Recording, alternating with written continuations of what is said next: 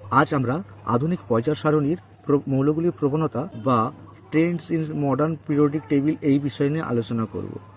অর্থাৎ কোনো মৌল অর্থাৎ এই আধুনিক পর্যায় সারণীর কোনো মৌলের ধর্ম বা বৈশিষ্ট্যগুলি কীভাবে হ্রাস বৃদ্ধি পাচ্ছে, পর্যায় সারণীর কোন দিক থেকে কোন দিকে গেলে সেগুলো বৃদ্ধি পায়, হ্রাস পায় এবং তাদের পরমাণুর আকার প্রভৃতি এই বিষয়ে আজকে আলোচনা করা হবে। এবং প্রথমে আসা যাক যে পরমাণুর যোজ্যতা নির্ণয় করা হয় কোনো পরমাণুর সর্ববহিস্থ কক্ষে যতগুলি সংখ্যক ইলেকট্রন আছে তার উপর নির্ভর করে।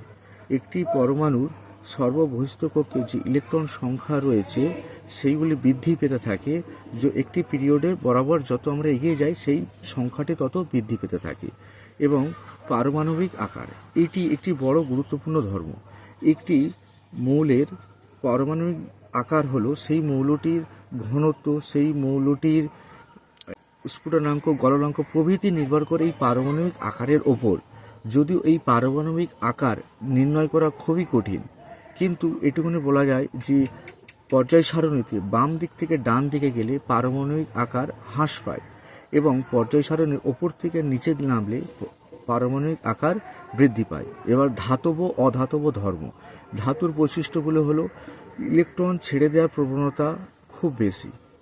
দ্বিতীয় নম্বর হলো ধাতুটি কতটা আলো প্রতিফলন করতে পারে, একে বলা হয় মেটালিক লাস্টার। অর্থাৎ ধাতুকে পাতলা তারের ন্যায়, অর্থাৎ ধাতুকে সরু তারের ন্যায় করে দেওয়ার যে ক্ষমতা, এটাকে বলা হয় তাকে মেলায়েবিলিটি। অর্থাৎ ধাতুকে পাতলা সিট অর্থাৎ পাতলা পাতের ন্যায় করে দেওয়ার যে ক্ষমতা। এরপরে আসে ইলেকট্রিক্যাল কন্ডাকশন, অর্থাৎ ধাতুর মধ্যে তড়িৎ পরিবহনের ক্ষমতা। এইগুলি একটি ধাতুর অন্যতম বৈশিষ্ট্য হয়ে থাকে। এইবার কোনো মৌলের ধাতব ধর্ম, এই যে ধাতব ধর্মগুলো নিয়ে আলোচনা করো, এইগুলো নির্ভর করে মৌলটির আয়নিত শক্তি বা আয়নাইজেশন এনার্জির ওপর। আমরা জানি যে আয়নাইজেশন এনার্জি বা আয়নিত শক্তি যত কম হবে সেই ধাতুটি অধিক তড়িৎ ধনাত্মক হবে এবং অতি ধাতব হবে।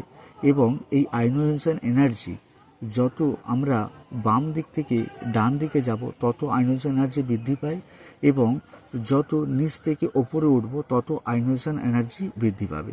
অর্থাৎ বন্ধুরা